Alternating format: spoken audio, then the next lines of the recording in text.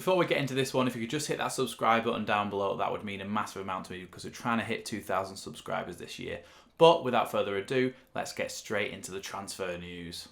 So the first update is, after we spoke last time about Raphinha maybe off to Barcelona, news has come out that Barcelona haven't even got enough money to offer Sergi Roberto a new contract. And so at the moment, it looks like they will not be able to do any transfer dealings this summer, pending whether they can actually get some money behind them. But obviously it doesn't look good for them. So it's looking like Raphinha, if he does leave, won't be going to Barcelona.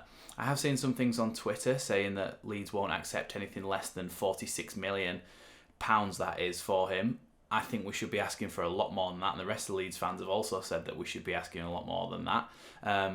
The player is worth what he's worth, and it's more than that, so you can't be bullied by these giants of Europe in these situations. You have to stand your ground, because at the end of the day, we've got the bargaining power because we've stayed in the Premier League again. We're not completely desperate for money, and the player himself is worth a lot more than that, so like I say, we've got to hold out on him. We've got the entirety of summer to get as much money as we possibly can from him. So it's one of those situations where you have to try and hold your ground and not be bullied by these bigger clubs. Well, I say bigger clubs, big European giants, basically. The other bit of news is that we are hopefully going to sign another holding midfielder. Now, one of the ones that we've looked at is the Austrian Florian Grillitsch, who plays for Hoffenheim in the Bundesliga and is probably highly rated. His contract runs out at the end of June, so he is available on a free after June. It's whether we can get in contact before his contract runs out and sign a pre-contract deal and get him through the door at Ellen Road for free. If we do get him for free, that obviously means that his wage demands will be a little bit higher. And there are some other options out there. Another one that has been touted around, and there's obviously because of the American connections with the 49ers, with Marsh, with now Aronson coming in. The other one is Tyler Adams, who plays for RB Leipzig, and he is in his early 20s, good holding midfielder for them.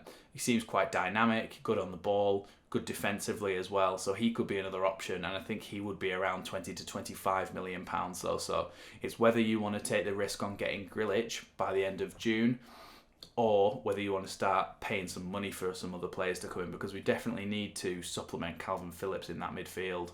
The third option in that position is Lewis O'Brien. Now, obviously, Huddersfield just lost to Nottingham Forest in the playoff final.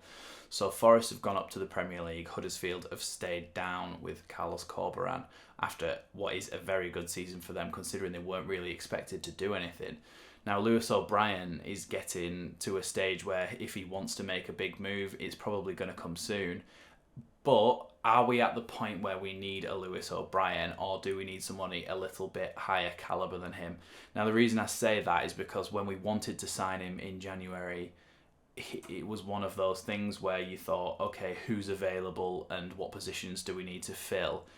It wasn't necessarily that he is the best man in Europe that we can find for that role. It was more that he met those needs, and at the time we thought we might be able to get him for a reasonable transfer fee as well. So it's one of those where you've got to weigh up whether it was a January desperate situation where you needed him, or whether he's good enough to then come in the summer. And personally, I would rather try and go for Grillitsch or Tyler Adams than go for Lewis O'Brien, who, although he does look handy in the Championship, I think we need to be looking a little bit higher than that now to try and take us to the next level. And especially if we sell Calvin Phillips, which, God forbid, I really don't want that to happen. But if Calvin Phillips goes to Man City, we need more than one holding midfielder, really. So if we're going to bring in somebody like Grillitsch or Adams, they're like a really, really good quality holding midfielder.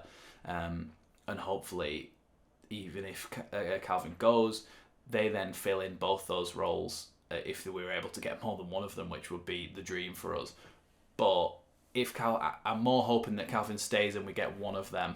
And personally, Grillitsch looks like a really good shout. He's a little bit later in his career, but he's only still 26.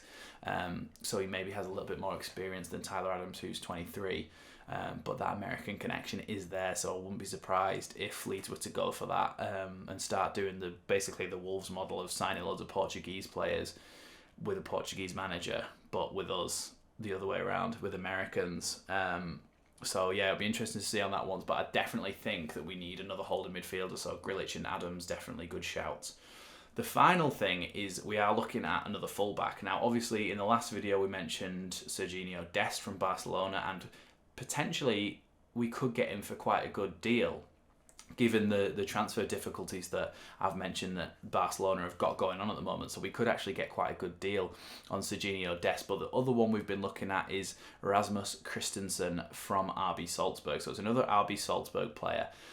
This time, the right back is Danish, and he is 24 years old, and he has 7 goals and 4 assists this season in the Austrian Bundesliga, which is a very good return for a fullback, even in a league that isn't particularly competitive at the top end. Obviously, Salzburg seem to be running away with it every single year, but like I say, 7 goals and 4 assists is quite good for a fullback in any league, but apparently there will be competition from Borussia Dortmund, who also want him. So you've got to imagine that if Dortmund come in for him, that is probably a more exciting prospect. But we have also got the option of going for Serginho Dest, who a couple of people have been saying to me, don't sleep on Serginho Dest because he could be the next big thing.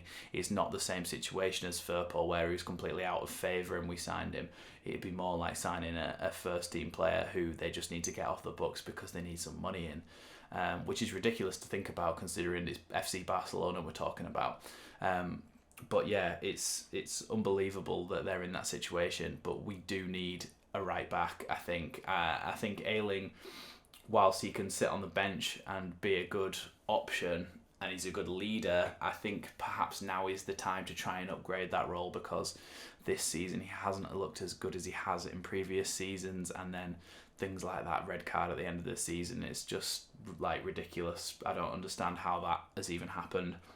You've also got to look though at Cody Drammer, because Cody Drammer has won Cardiff's Young Player and Player of the Season. No doubt something to do with him winning that vote was Leeds fans. But regardless, he apparently has been really, really good for them. So perhaps we've got a ready-made successor to Luke Ayling already at the club. So it'll be interesting to see what that happens on that one. But like I've mentioned before, I think the priorities are definitely striker, holding midfielder, and then fullback. On the striker thing, we've been linked with Patson Daka from Leicester, and obviously the link has come from the fact that he was at Leipzig under Marsch. So that's another Leipzig at Salzburg under Marsch.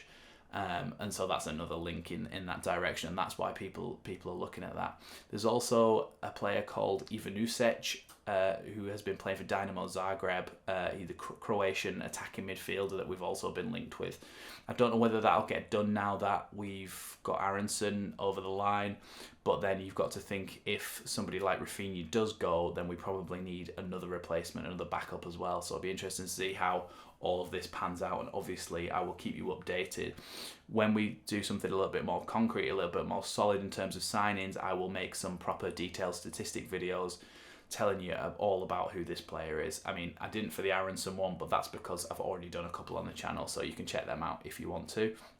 So thanks for watching this one. It's just been a quick transfer news roundup, transfer rumours, what's going on, and my opinions on these players that we could potentially be signing in the near future. Obviously, we've got the whole summer to get them across the line, but I want to see some more movement soon because I don't want to repeat of what happened this season. That's it for this one though. Thanks for watching Leeds Lately, and I'll see you next time.